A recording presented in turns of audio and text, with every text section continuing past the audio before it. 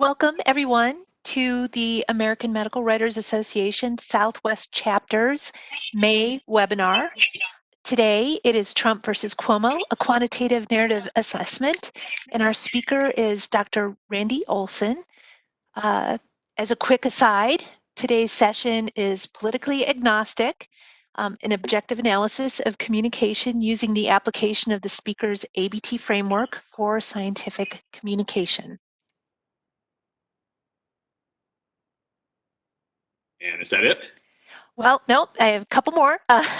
Before we begin today's session, a quick note about upcoming chapter events. We have our chapter roundtable will be held virtually this year via Zoom. More information will follow soon. Since the roundtable will be held in June this year, the next chapter webinar will be held in July. So just hold on and we will get some more information out about that in the next week or so. Information about events will be sent to you directly via email, but you may also find the latest information about upcoming events at the chapter website, amwasouthwest.org.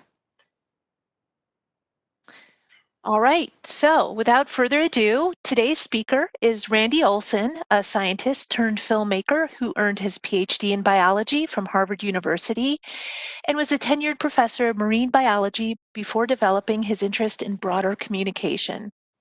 At age 38, he earned an MFA in cinema from the University of Southern California and changed careers to filmmaking. Dr. Olson is the writer-director of numerous award-winning and often humorous documentary films, including Flock of Dodos, The Evolution Intelligent Design Circus, which premiered at the Tribeca Film Festival and aired on Showtime, and Sizzle, a global warming comedy. He has written 4 books on science communication, including Don't Be Such a Scientist, Talking Substance in the Age of Style by Island Press, 2009, and Houston, We Have a Narrative, Why Science Needs Story, published by the University of Chicago Press in 2015. He is the founder and director of the Story Circles Narrative Training, a program attended by over 1,000 scientists from universities and government agencies. Dr. Olson is AMWA Southwest Chapter's 2020 John P. McGovern Award for Excellence in Biomedical Communication recipient. Dr. Olson will take questions after his presentation. His presentation will last 45 or 50 minutes. If you have a question for Dr. Olson, please type it into the chat box. Thank you. Randy, thank you for joining us today. The virtual floor is all yours. Wonderful. Thank you very much. And if I can just figure out the sharing of the slides coming up right here, and hopefully that's up. And Matt, are we looking good? Looking good, sir. Sounding decent? You bet. Okay, thank you very much, Kelly, and thanks to all of you for joining me here for this presentation. I was just thinking earlier, wouldn't it be awkward, given that I received this communications award, if this ended up being a really boring and confusing presentation? So the stakes are clearly high, but that said, I was given wonderful little attribute just 4 hours ago, which is, as you know, they're having the hearings right now about the whistleblower and the coronavirus politics that have gone on. And as she said, this will be politically agnostic. But this is in the current context. And what we're going to be talking about is an analytical approach to communication.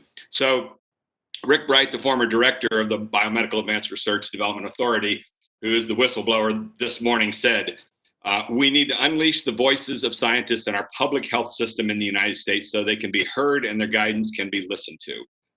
I'm not a total fan of that. I'll get into it later, but I am very much a fan of what he also said, which is there's no master coordinated plan for coronavirus response. And again, I will revisit that down the road. But for now, this is what we're going to be talking about, the side-by-side comparison of Trump versus Cuomo.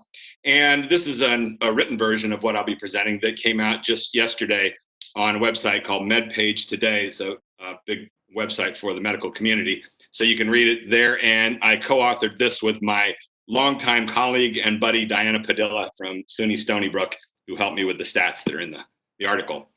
And this is what I'm here to talk about. Plain and simple, this is my message, and I will revisit it at the very end, that narrative is leadership. And to put it as simply as possible, people do not follow leaders who are boring or confusing. They follow leaders who have a message which is concise, compelling, and singular. These are very important properties in reaching the broad mass audience. So what we're doing is talking about these two voices that have emerged in the middle of the last 3 months of the pandemic. And the first politician, Donald Trump, for 4 years demonstrated very strong leadership ability. Whether you like him or not, even his opponents eventually conceded that he has been very effective as a leader. It got to the point where he had over 90% approval from the Republican Party, which was pretty amazing.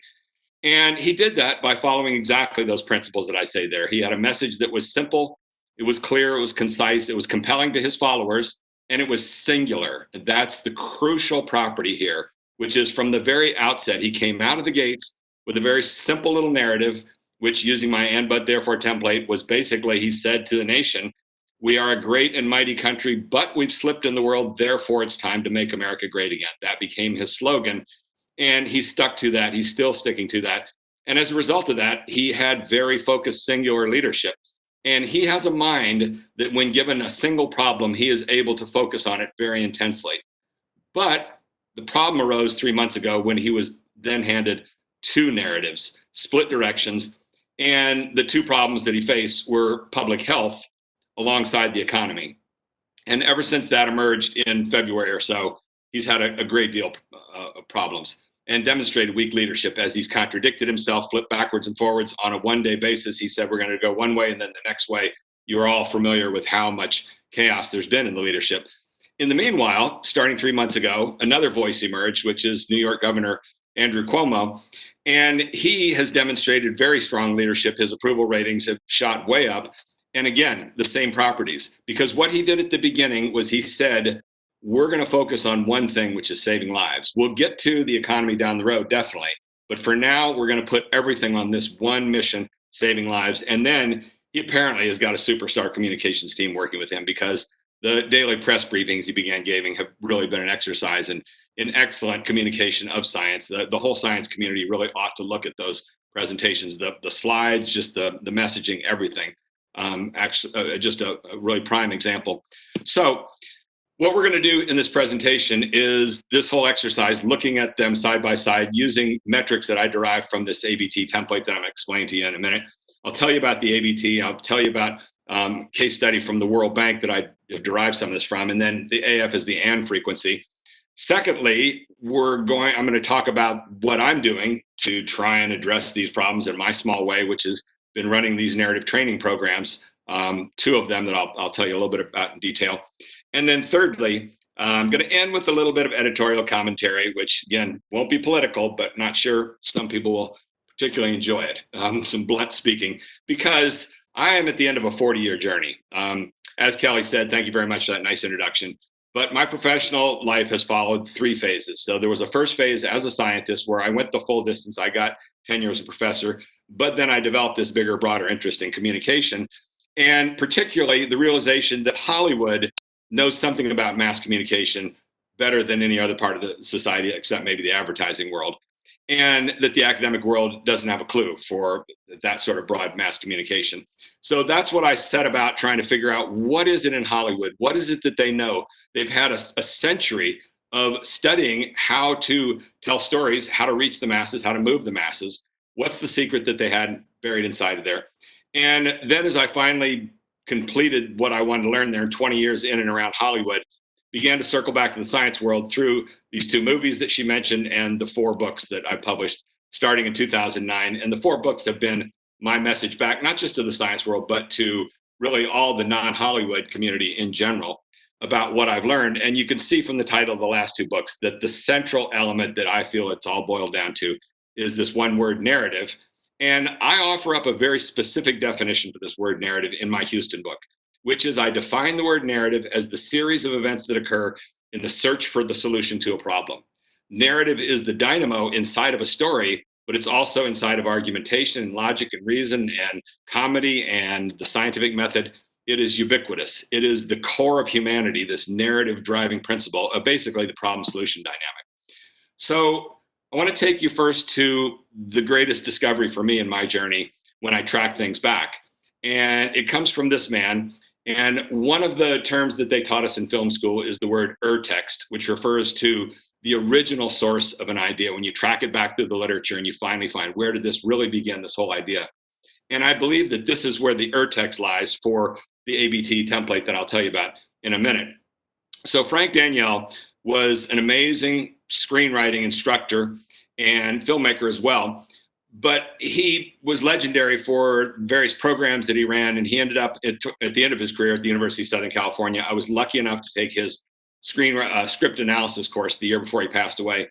And what was distinctive and unique about him was that he brought a very analytical mind, the mind of a scientist in some ways, to this traditionally more holistic world of storytelling. And storytelling over the ages, going back, literally thousands of years, has always been a holistic thing where people just have an intuition for stories. They tell them to each other. They propagate them over the ages. They sometimes write them down. And every once in a while, there have been individuals come along who have had an analytical mind and been able to see some of the structure that exists within stories. The first major milestone of that was Joseph Campbell in the 1940s, in the last century, who wrote his books and identified what came to be known as the monomyth, which is this simple circular structure that underpins the telling of a story. And Frank Daniel was in the same mold. He looked at screenwriting and came up with his own model, which is still widely taught today, called the sequence paradigm, in which you break down a screenplay, the story of a screenplay, into a set of sequences. So that's got this analytical building block, basically the science of telling the story to some extent. And he ended up with a lot of students that basically went out in the world as disciples almost and teach all around the country to this day in a lot of different programs. And most interesting to me in all the work that he did was a speech that he gave in 1986. And my good friend Marty Kaplan at the USC Annenberg School of Communications discovered this speech and sent it to me. It was kind of obscure, he came across it. But what I want to share with you is 2 paragraphs from this speech that are, I think, this urtext I'm saying. So what he said, and this is in the simplest and most common of language, 1986, he said, monotony is a problem in first drafts. Now, this is about screenwriting, but realize this applies to everything. Every one of you out there probably has to give presentations, give talks, all these sorts of things. You have to communicate, and you always begin with a first draft. So he's talking about in the context of screenwriting, but it applies to all of you. And what he said is, monotony is a problem with first drafts. Several reasons for it. One usually is the fact that the scenes follow in the forbidden pattern of and then, and then, and then. And what that means is that we all begin this first draft by simply listing all the different things that went on. And this is true for the writing of a scientific paper. In fact, there's a famous essay from P.B. Medawar, Nobel laureate in the early 1960s, an essay titled "The Scientific Paper is a Fraud." And he went to his grave still distressed over the fact that scientists must engage in this exact same process. They begin with a first draft where they write down all the experiments and all the findings that they had. But the journals won't allow them to publish absolutely everything. The journals have this set template that they have to then start to conform to. And that moves on to the next part of what Frank Daniel said, which was, he said, in a dramatic story, and what he means by a dramatic story is basically in the narrative world. So the previous quote was about before we even get to narrative. It's just a listing of and then, and then, and then, and then. That's not narrative. That is just non-narrative listing of information. What he's saying is to make that leap into the narrative world, he's referring to as a dramatic story. The pattern is usually for the connecting scenes is and, but, and therefore, these 3 key words. So there it was in 1986, this piece of knowledge that sat there for 3 decades without anybody really putting it to use much, except that in 2010, I saw a documentary by the makers of the animated series South Park, in which they talked about this in a derived form. What they cited was what they called their rule of replacing. And they said, this is what we use every week when we write an episode. We go back into our script and we look for the word and we ask ourselves, could you replace that and with a but or a therefore? Every time you replace an and with a but or therefore, the storytelling gets more interesting. Well, I'd been through film school by then. I'd had at least 5 writing courses, and I had never heard anybody talk about narrative structure in such incredibly simple terms. But if there's one thing I knew from my science career, is the power of simplicity when it comes to trying to make sense of the real world. So I set to work researching this and eventually pulled the 3 words together into what's come to be known as this ABT narrative template, and, but, therefore. And here is the template of the ABT. And it's the idea of boiling the whole complicated project or story or whatever it is you're wanting to communicate down to its narrative core with this one sentence that works universally. And so we could tell you the story as we routinely do for example, the Wizard of Oz story of a little girl, and she's living a boring life on a farm in Kansas, but then a tornado takes her to Oz, and therefore she's got to find her way home. That's the central storyline, the core, the narrative of the movie, The Wizard of Oz. Or in the nonfiction world, as we do all the time now with scientists, we could work on the narrative of your research laboratory. So you might say something along the lines of, I specialize in physiology and biochemistry, but come to realize the important questions in the system I'm working on are really down to molecular level with this and that. Therefore, we're now doing the following work. And more importantly, it's not just the words, but it's the forces that the three words embody. These are the forces of narrative. The first is agreement. This is how you begin effective communication, a good story, anything like that, is with word of agreement or content of agreement to just get everybody connected before we started the whole process. So you begin with that and then template. And then you begin the narrative process with a word of contradiction, of which but is the most common. And neurophysiologists can show you brain scans, fMRI activity of a person listening to a story, and on this word of contradiction, the narrative part of the brain lights up. That's what drives us as animals. As a matter of fact, my good friend Jerry Graff, the author of a book called They Say, I Say, that sold over 2 million copies, senior statesman in the humanities world, who's really one of his book, They Say, I Say, is a textbook for the use of templates in argumentation. And for 15 years, he and I have been buddies in discussing this stuff. And just a month ago, he wrote to me and said, I think I've come to the realization that but is the single most important word in the entire English language because it evokes a response and it's so widely used day in and day out. And I agree with him. I've come to that same realization. This is where you start the narrative process on the contradiction. And then once you establish that we've got a problem here, then you move on towards the consequence. What are you going to do about it?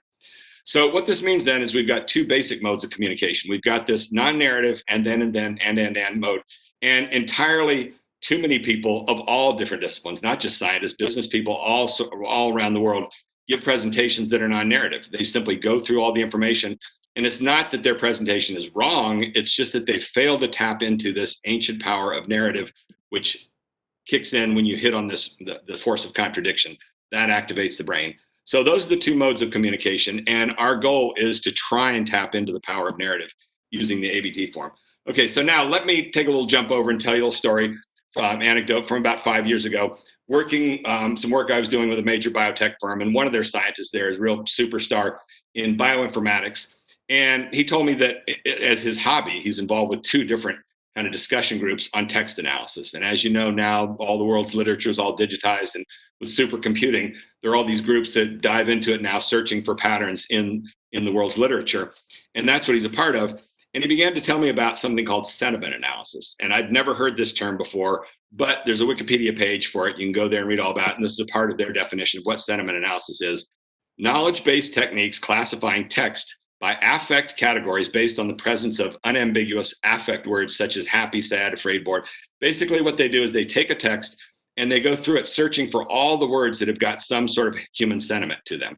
Now, what that means, as he told me, is they have these other words that they call garbage words. These are words that don't have any sentiment, that are just meaningless to them. And the first thing they do is throw these words out. And these are all the most commonly used words. The word the single most commonly used word in the English language, just doesn't have any meaning to it. The ball, the car, it's a setup word. So there's no sentiment to that, and be and to and of. But look at what they've got in their list. And he said this to me, these words, and but, they're in their list of garbage words. And we were laughing about that. And basically what we said is one man's trash is another man's treasure. The very words that he threw out as meaningless are the heart and soul of everything that I'm focused on. So there's a junk pile to the left of all the ands and buts, and then there's my two valued words. So in sentiment analysis, they are very much focused on the content of what's in a document, and they really don't pay any attention to how it's all put together. But what I'm interested in is how it's put together, narrative analysis. And so the bottom line is that they focus on content. I'm focused on form. That's the fundamental divide. And what you find is the vast majority of analysis of communication, particularly in the political world, all focuses on content because that's the easy stuff to see. It's right there up front. You feel these things as you read these words. But it turns out that the fundamental function that makes a difference over the long term of whether this stuff is interesting or boring and confusing is this narrative analysis. It's how you put it together, form. So let me now jump to a project at Stanford University called the Stanford Literary Lab, where they sponsor people to come in and do these large-scale studies of trying to do text analysis in the literature. And this is a study that came out in 2015 from two investigators, Franco Moretti and Dominic Pestre. And what they did was they looked at some of the most boring, impenetrable, unreadable documents on the planet, namely the annual reports of the World Bank that go all the way back to World War II, was created right near the end of World War II. And every year it puts out this report. And the reports have become so hard to read, so impenetrable, that there's even a term for their whole language, bank speak there. And so this was the title of their study, Bank Speak, the language of the World Bank reports, 46 all the way to 2012. And what they did, first off, was basically more of an inductivist type of investigation. So, in basic science, there's two fundamental ways you go about doing science. There's inductivism, where you just go out and you measure everything and then look at it and see if you see any patterns that are interesting. Or there's hypothetico-deductive, where you use your deductive logic to end up thinking that these are the few places that are most efficient places to look for what we're going for. So they just blindly searched a whole bunch of words, but they did pick out a few words they thought might be interesting: finance, management, and governance in particular. And what they did was then search for what they call co-locators, words that commonly crop up right next to those words, are in the same neighborhood, searching for patterns. And what they found ultimately was nothing that interesting with all those content words, but an interesting pattern with the word and. And they found that it cropped up a lot, particularly around that word governance, but all over the place. And here's what they talk about later in their study. They say, we briefly discussed the co-locates of governance, and captioned in figure 3. Back then, however, we didn't mention that the biggest surprise came with the most frequent co-locate of all, and. And the most frequent word in English is the. Everybody knows that. So what is and doing at the top of the list? And this is where it gets interesting. Now, also note what I loved when I came across this document was look at the heading here, and. By then, I'd given my TED Med talk in 2013, and on my own, independently come up with that same label. And then you saw all the way back with Frank Daniel, 1986, and then. It's this realization of this basic structure of and. And that becomes the non-narrative template that I talk about. And oops, I forgot to put the data into this slide. Last little detail. But it's in the paper, that article that we published. It turns out that 2.5%, there is an ideal value for the frequency of this word and that you find in well-edited documents. So in their report, they mention from the academic world, as though this is widely known. I'd never heard about this. No one I've ever talked to so far has ever heard that there is this ideal that well-edited documents converge on, which is 2.5%, meaning that 2.5% of all the words in a document are this word and. So if you have a 1,000-word document, you're going to have 25 ands in there.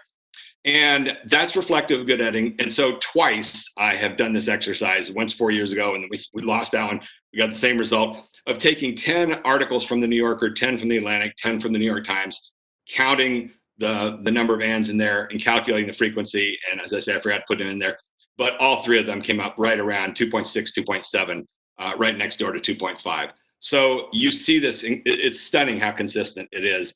And I don't know why no one has been taught this. Everybody writing these lengthy reports, it ought to be the last thing that you do before you submit your report is just put it in the word processor and search the word and. It's a little detailed. You got to put a space on either side of and sometimes if and begins a paragraph, it won't get counted. So you got to go back and scan for that. But you can get pretty close to the accurate count on it. And it ought to be somewhere down around 2.5.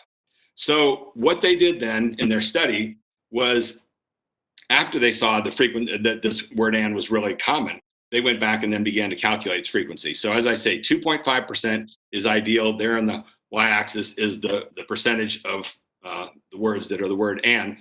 And in the beginning in 1946, 47, these reports were being done by a small committee, and they were basically telling a clear, tight narrative each year. This is what we did with the World Bank, and they were all on the same page. And as a result, the values end up very close to there. But look what happened over the years. the values drift upwards and upwards and upwards until nowadays these reports end up with double that amount. 5% of all the words in the entire document end up being the word and that's reflective of things. So that's kind of where they ended their report, just pointing that out. There's a whole separate bunch of politics that took place at the World Bank once they published this thing. And one individual there tried to get the World Bank to change things, and he was sort of shoved off the committee. He was trying to make something happen with. That's a separate story. Don't have time to get into. But this is a little sample that they present in their document. They took from just an example, 1999 report to show you what they mean by this. You can see this is just some of the text, the way in which the word and shows up. Promote corporate governance and competition policies and reform and privatization and labor markets and it's just the use of and on and on. Now keep in mind what I said and embodies this power of agreement. So this ends up being something that you can put all these things together with this word of agreement, the connector word. So I ended up tracking down Franco Moretti. He retired in 2016, moved back to Switzerland where he's from. He's now in his early 70s. We had a great hour-long phone call where I quizzed him on all this sort of stuff, took a bunch of notes. And here's one of the things that he said to me. So my feeling was that this and stuff was reflective of boredom. This was what he was more impressed with. He said, and is simply the little trick that allows you to make conflicting claims look consistent with each other. What he said was over and over again, they couldn't believe when they began reading these reports, you would end up with two sections almost side by side that were completely contradictory and glued together by the word and. So for example, you might have a sentence say, if we dam this river, there will be a lot of jobs produced. And if we dam this same river, all jobs will be lost. And by having the word and in there, it seems to make it sound like they're compatible and agreeable. If you change that word to but, all of a sudden the alarms go off. But wait a second, contradictory, now we've got a problem. And so that's what he's saying they saw over and over again. The bottom line is that I thought it was reflective of boring. He was more impressed about how it was a tool to allow putting things inconsistent, things that are inconsistent together into a single document and just getting it out the door.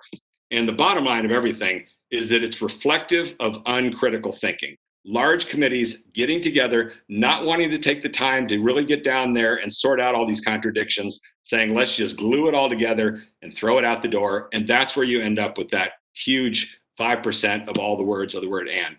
Here's some other values I did at one point, just toss this slide in here, but looking at and frequencies representative of other documents. In the red bar there, you see a maintenance manual for diamond saws, I think it was, I found online.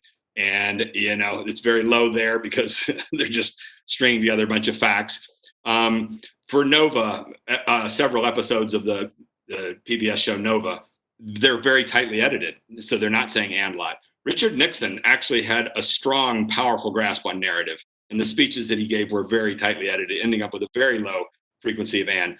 Vanity Fair, you see articles there. That was several that we averaged together. Martin Luther King, several of his speeches. He was really brilliant with narrative. The New Yorker, as I said. Donald Trump, when he was running for president, he has deep narrative intuition. And he didn't use the word and a lot. He used the word but a lot. Frontline, very tightly edited. Most of the best stand-up comics have got very little use of the word and a lot of use of the word but.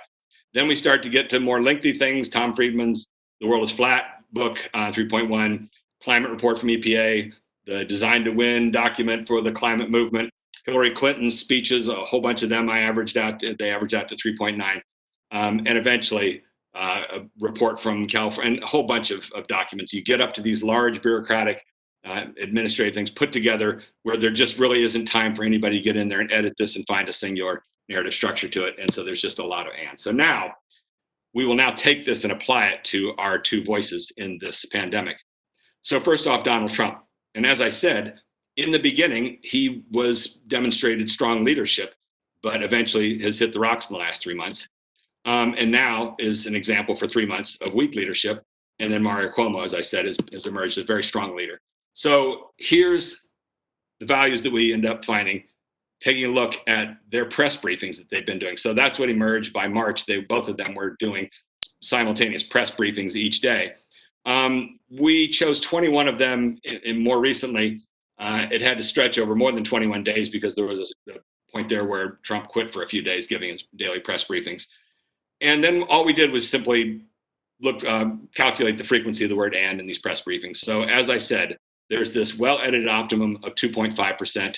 You take a look at Cuomo's press briefings, and he's not exactly on 2.5%, but he's down there at 3.1%, 21 press briefings. Trump, same rough period of time, 3.9. The difference is strongly statistically different there. And so basically Trump is anding a lot. And all of those characteristics that we talked about, here it is expressed as a bar graph. And I think there's another little glitch in here that's going to come out. But there's that 2.5 value, and that's the optimum.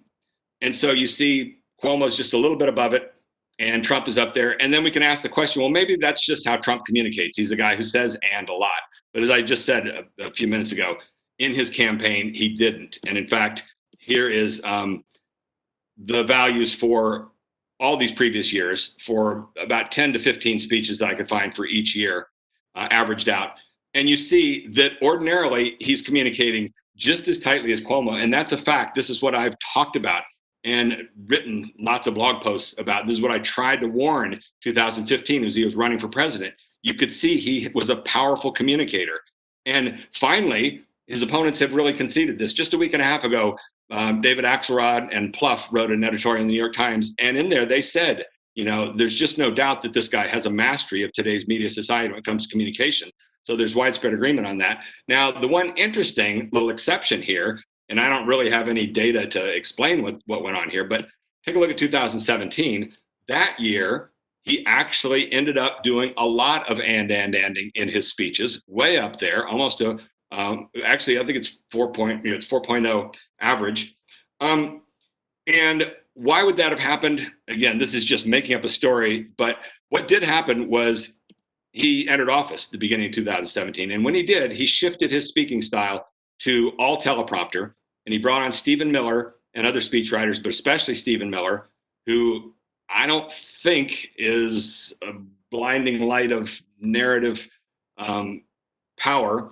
And all of a sudden his speeches changed, and they began to become much softer, much more general, as he began getting challenged with these things that he wasn't prepared for, speeches to the UN, speeches in Europe, major speeches of state. And for a whole year there, his rhetoric softened a lot. And then when he got comfortable in office, he began to go back out doing his barnstorming tours out to his base out in the countryside. And when he gives speeches that are off script, when it's just coming straight out of his brain, it's incredible how low his use of the word "and" is and how frequent his use of the word "but" is. That's, I think, reflective of the strength of the communication there. So as I said in the beginning, narrative is leadership. And what that means is we can see it right now in Cuomo, and Trump, at least for the last 3 months, has been on the rocks and caught between these two different directions. And that ends up being really, in a lot of ways, the most fundamental variable in the whole thing is knowing what the singular narrative is and the ability to go after it. And this could change. Trump could realign and get himself back on course for his one singular narrative. And when he does, I can almost guarantee you those numbers will come right back to what he's shown before. So this isn't the be all and end all in understanding the communication of these folks, but it's at least a quantitative metric. And what I want to know is, with all these communication experts, all these pundits on all the news shows analyzing day in and day out, and especially with the 538 blog, with their obsession with metrics, why are none of them taking on this narrative analysis? And it just doesn't happen. And I tried in 2015 when my Houston book came out. I wrote an editorial with the numbers that I could see. Trump's scores were double what Hillary Clinton's were when it came to these narrative dynamics. It was all these red flags that this guy's a powerful communicator. And yet, even working with the publicists at University of Chicago Press, it was rejected everywhere, from the New York Times, the Guardian, Slate, the 538 blog. And they just didn't get it on. They thought this was elementary simple, and it's just not that simple as "and," "but," "therefore." But they didn't know about the World Bank study, which shows you already the power of these single words. The problem is this stuff is slow to emerge. And as I said back there, the knowledge sat there from 1986 onward with Frank Daniel, this ABT. And why do I think that this is really important? Because now we're using it in the training and we're finding great results. Therefore, this is what I'm doing these days, which is the realization that I picked up along the way about how hard this stuff is. And it's not something that you can learn in a one-day workshop. It took me years. I went through film school and still didn't get most of what they tried to tell us on day one. that story will out. These story dynamics are the driving force over the long term, and they're very tough to teach. One of the fascinating things at USC Film School, at least when I was there, was I was in this class with all these students that none of whom, or many of whom, had never even picked up a camera.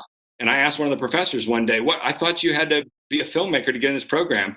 And he said, "No, what we've learned over time is that during the 3 years here at USC, we can teach you how to edit, how to direct, how to do sound design, all of the technical things. The one thing we can't teach you is storytelling, basically narrative. That takes a long time. Therefore, we try and select people based on the 2 essays they write and look for people who already know how to tell a good story, because this is such a slow process." So I already kind of had that in the back of my mind. Then, in talking with my friends who are improv actors, one of the things they talk about is that improv is like a muscle that you have to condition over time. You can't just go out and do it once a year and expect to be good. You've got to get yourself in shape. My longtime collaborator and good buddy, Brian Palermo, appears once a week in an improv show for 15 years, where every Wednesday night he's working out that muscle. So that's the philosophy that we then incorporated into this training program.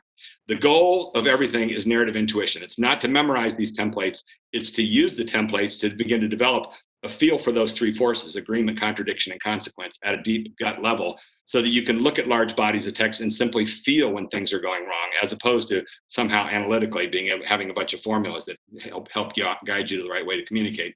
The pathway is through repetition. This is what we do in story circles and now in the course that I'm going to tell you about. The narrative part of the brain is like a muscle. It's got to be conditioned over time. It's just like going to the gym. And, the arrogance, I'm sorry, but the arrogance of some of these folks who think that they can give one talk a year and suddenly get up on stage and deliver it perfectly and brilliantly. One of the benefits professors have is they give a lot of lectures, and so that puts them in the groove a bit more. It is like a muscle, same sort of thing. So that's the philosophy that underpins story circles. So beginning 5 years ago with several collaborators, most notably Mike Strauss, who for 12 years ran the Office of Science Quality Review at the U.S. Department of Agriculture. He came upon my Houston book and brought me in there, and we set to work developing story circles, particularly there at USDA. And the concept of story circles is to pull together 5 people who will then get together for 10 sessions, usually online. But it all begins with an initial event that we call a demo day, where usually about 40 people come to the demo day. They get introduced to what the training will be, and then decide at the end of the day if they want to go the full distance, do the 10 sessions. Then the host institution starts to pull them together into these circles of 5 individuals. We've been running story circles now for 5 years. We've run roughly 100 circles. We've got over 500 graduates on our website. Last year, we did a survey of 120 graduates. And the most important thing you see on that survey is 130 anecdotes of them telling about how they have used this ABT tool, this ABT framework, the tools that they got in there, in all different facets of what they do. That's how powerful and important this narrative structure is. So that's what story circles is. And these are the kits that we hand out for the people in the group that have got the workbook and all the other things that they work with. And the National Park Service has really taken to it. They ran 6 circles. This was 4 of them, and they began a tradition on their final 10th meeting. Somebody bakes an ABT cake or pie. Wonderful folks there. And that's the 5 years that we've done with story circles, growing it up. And we had a whole bunch of stuff scheduled this year, of course, and the pandemic has put everything on hold. But as soon as that happened, then we began to regroup a little bit and think, well, wait a second. How can we do this online? Because the demo day for 5 years, I've kind of insisted that has to be in person. It really won't lend itself to an online activity. We tried a few things. And then, honest to goodness, a month ago, a buddy of mine was telling me he was going to do an online course. And as I listened to him describe it, I thought, wow, I could do that.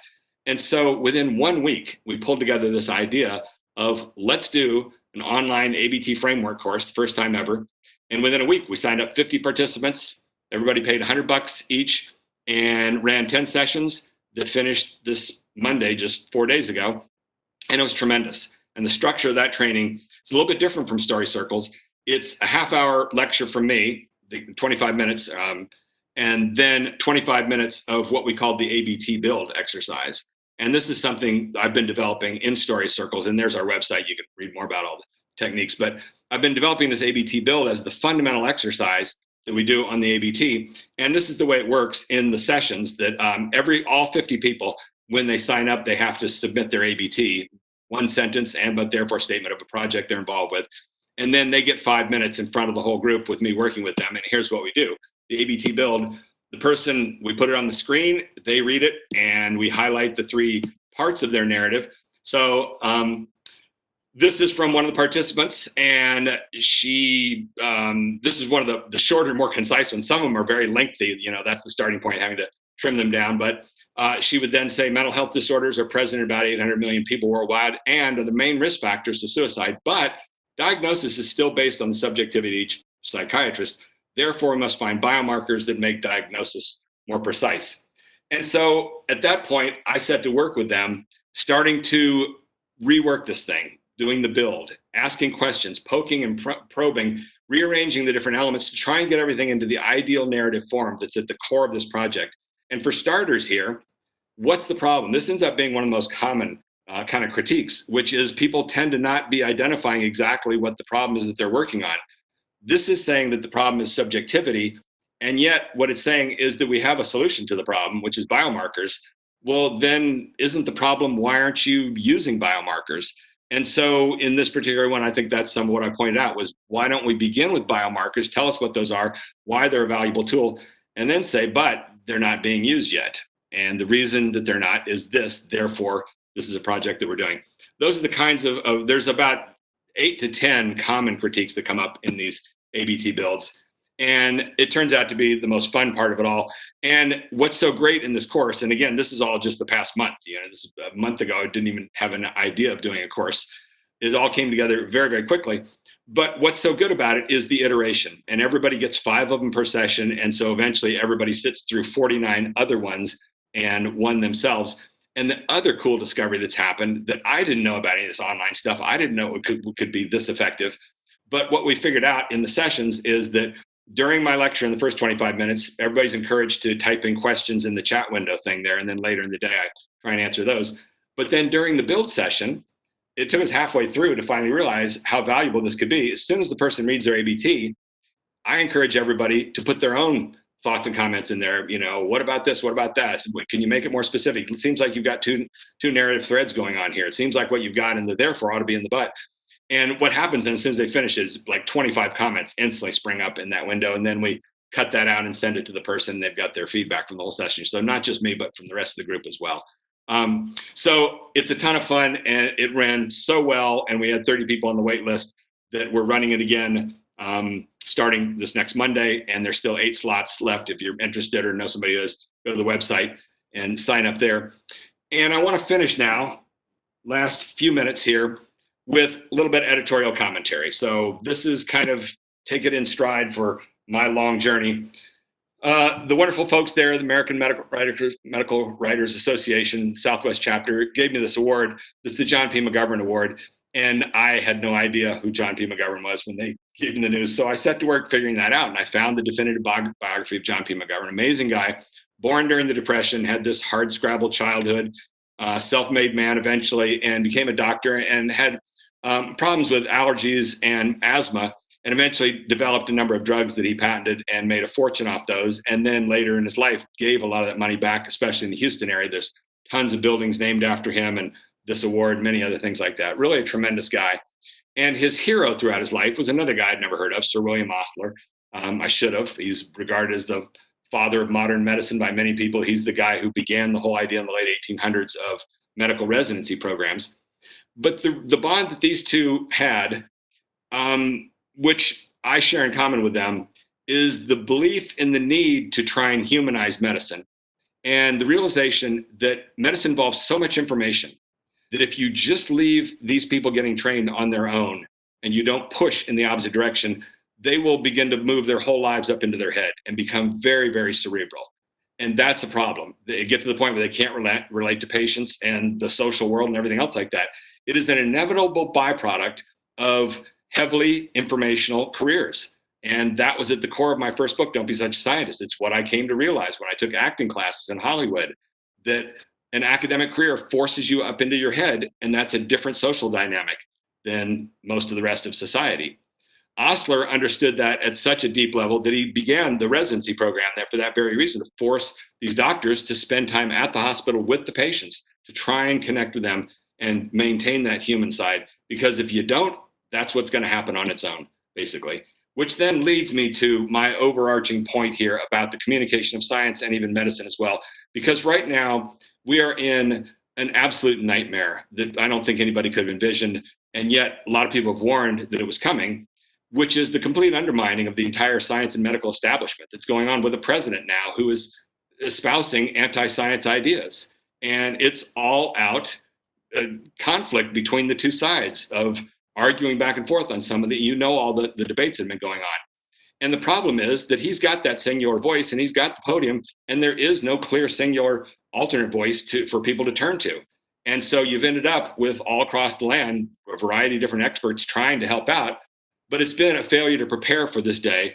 And I saw it coming when I made the movies on the attacks on evolution science and climate science and began trying to warn about that. And this is an age-old humorous story that's used to illustrate points like this. And it's the story of the drunk who's lost his car keys and he's searching for them beneath the street lamp. And the policeman walks up and asks what he's doing. He says, "I'm looking for my car keys. I lost them." And the policeman says, "Well, where did you have them last?" And he said, "Oh, well, I last had them over there next to the bar where it's all dark. But there's no lights over there. So I'm searching over here where there's light." And that is very much my feeling of the dynamic on this communication of science material, is that the academic world has for decades gathered together in their conferences, in their workshops, in the ivory tower to work on how to communicate science. And yet their interests are in the bigger, broader community. And yet they've done so little to go out there, because the true communication capability in our society rests over here in the dark with the advertising world and with Hollywood. And Nicholas Kristof wrote a great article in Outside Magazine 2009 about Madison Avenue holding a lot of the secrets to how to communicate to the broad audience. And what I'm telling you, here's what I've discovered with Frank Daniel, was knowledge right there with his ABT template that it is crucial for reaching the bigger, broader audience. And the net result then is just a failure to have the resources ready for the onslaught that's now happening with the attacks on science and medicine. And I connect at a deeper level with this, with somebody who came before me who was much greater success than I could ever hope to be, which is Michael Crichton.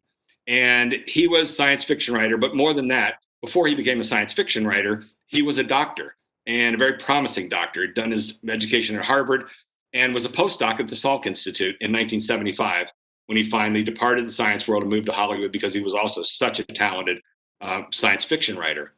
And for 25 years, from 75 to 2000, he wrote essays and gave talks and basically offered up his skills and his knowledge to help out the science world. And there was never anyone with as fluent a set of knowledge of these two disciplines as both the academic science world and Hollywood. And by 1994, no one had ever been as successful in Hollywood as he had become. He had the simultaneous #1 book, movie, and television show.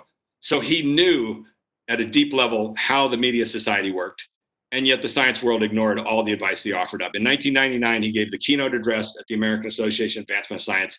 And he wrote an essay that goes with that was in Science. And it was a blueprint for how to deal with the oncoming attacks on science. It's all right in that document. It's still relevant to this day. And yet the fellow who organized his speech that day has told me verbatim that when the Q&A came, no one asked anything about his warnings about the Information Society. And by the way, one of the quotes directly from his talk was he warned, "The Information Society will be dominated by those most skilled at manipulating the media." Right there, he foretold what we've got going on today. And yet none of the questions were about that. The questions were all about how can we make more Jurassic Park movies to make more kids want to go into science. So I wrote this editorial that came out in January in ENSIA, in which I called it the missed opportunity. And I firmly believe this. He was there. Had the science world been more broad thinking, less literal minded, they could have taken advantage of his skills and helped to begin to build the resources to how to deal with these attacks that are happening now, for which, as far as I can tell, most of the science world is just flummoxed by it and just feels that it's unfair.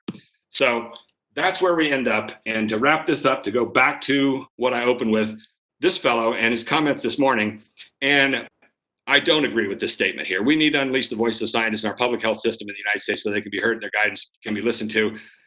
It sounds to me like he's talking about 1,000 points of light of just everybody get out there and communicate as much as you can, which adds up to the very problem, this and problem. And this is the exact problem that the climate movement has had, is every single group, no leadership, no cohesion, no singularity of voice. That's how you combat this stuff, by having a single powerful voice that is the voice of accuracy.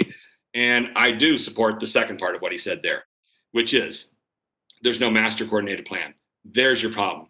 There's no leadership in the science world. I've witnessed that throughout my entire career. Science world is led by committees. When I was involved in that anti-evolution defense of the state of Kansas, I tried to reach out to the National Academy of Science for them to come to Kansas and help out, and they just said, we don't get involved with politicized things. So that's been the policy. Now I think it's coming home to roost, and there are tools that could be used to deal with this, but it takes a broader and more creative and less literal-minded approach, I think, to tap into them. And all I can say is that I'm trying to do what I can with this narrative training stuff, because I think that that is the most important direction. So on that note, we've got 8 minutes remaining. Kelly, did you want to moderate questions? Great.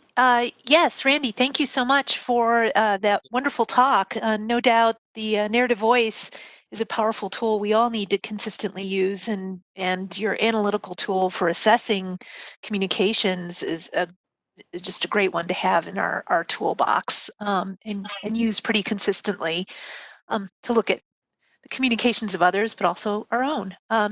So I'm looking for any questions. If you do have a question for Dr. Olson, if you could put it in the chat, that would be, that'd be wonderful. And I will fill some time while we're waiting for a question to rise. And I'm sorry to disagree with you a little bit in what you're saying there, but, and this may sound somewhat arrogant on my part, but narrative structure is not a tool for the toolbox. It is the be all and end all.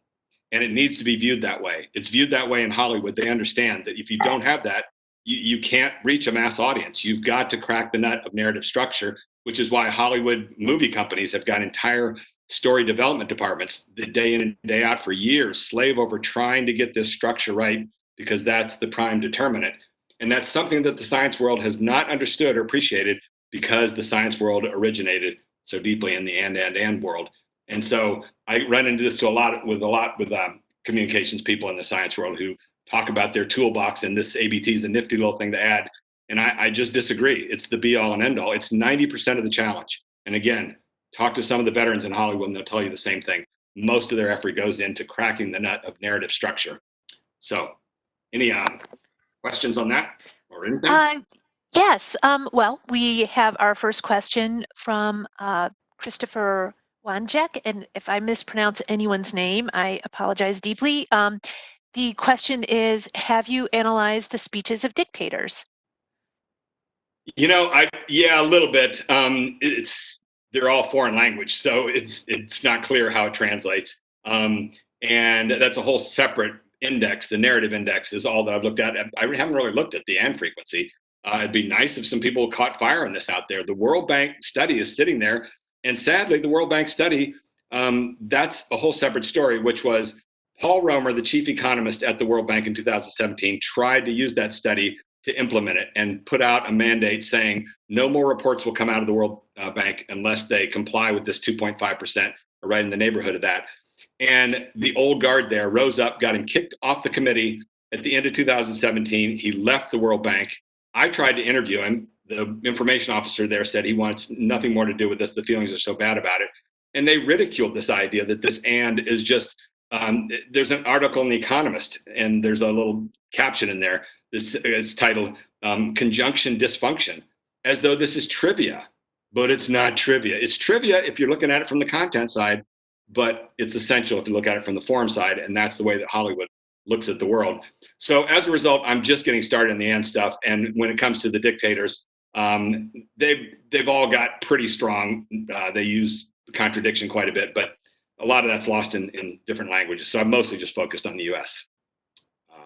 Next question. Great. Well, we have a question from Erica Goodoff.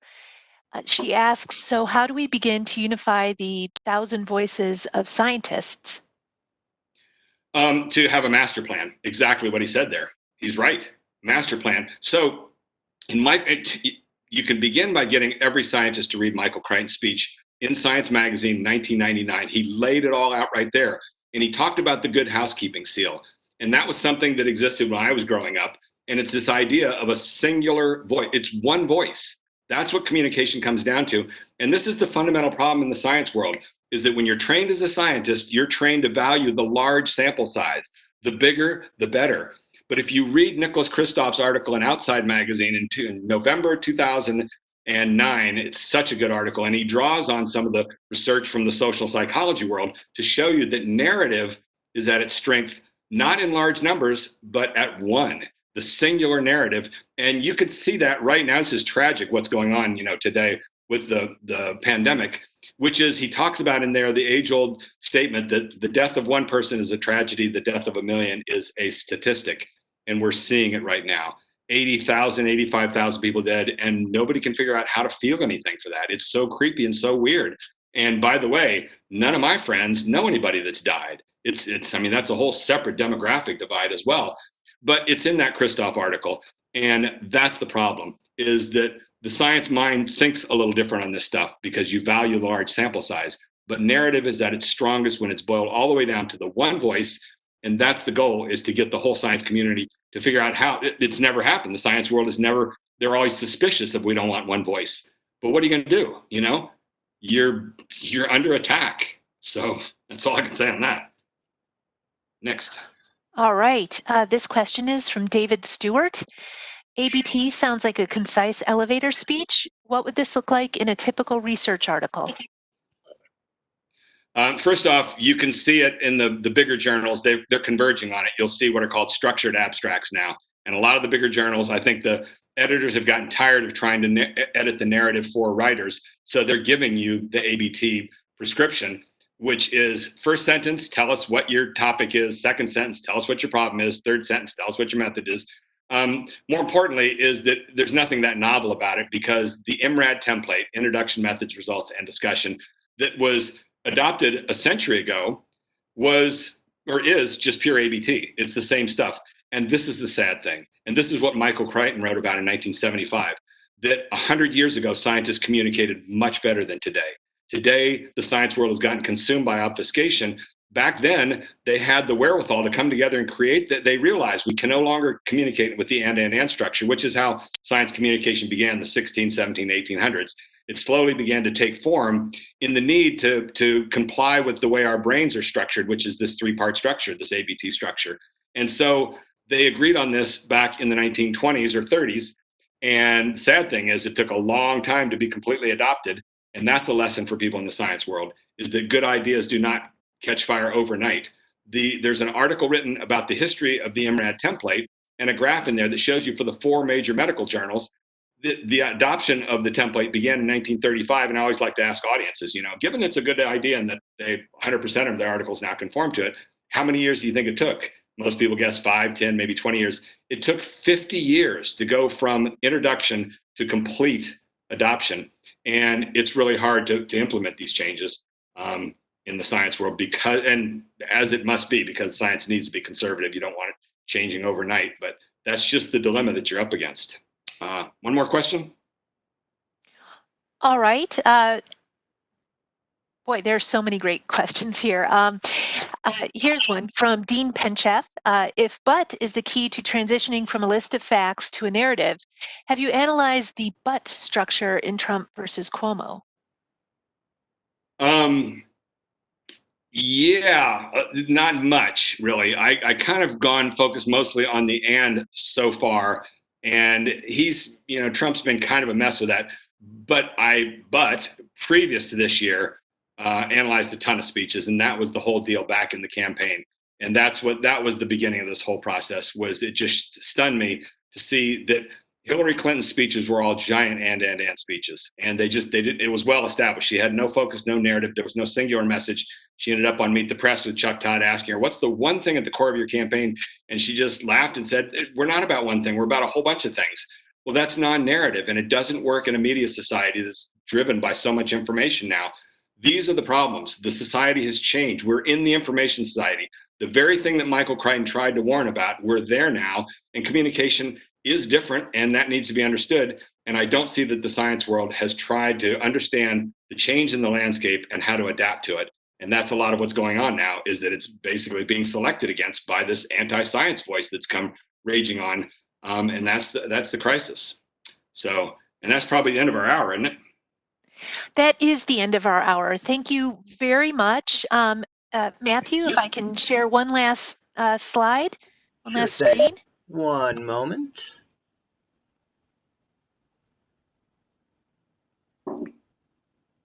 Oh, getting out there? Great. Well, There I you just go, Kelly. wanted Coming to over to you. oh, great.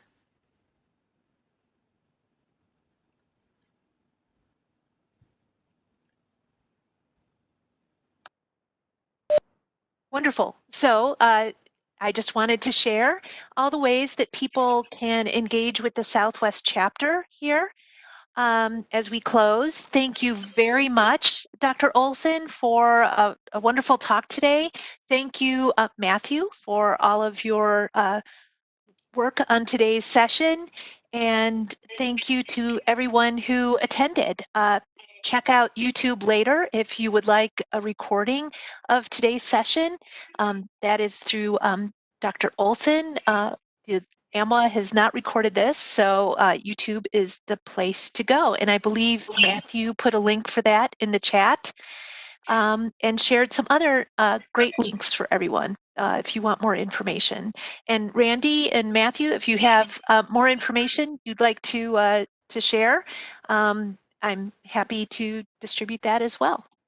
Everybody, yeah, feel free to send me an email. I put the email address there at the beginning, and I'm stuck at home looking for people.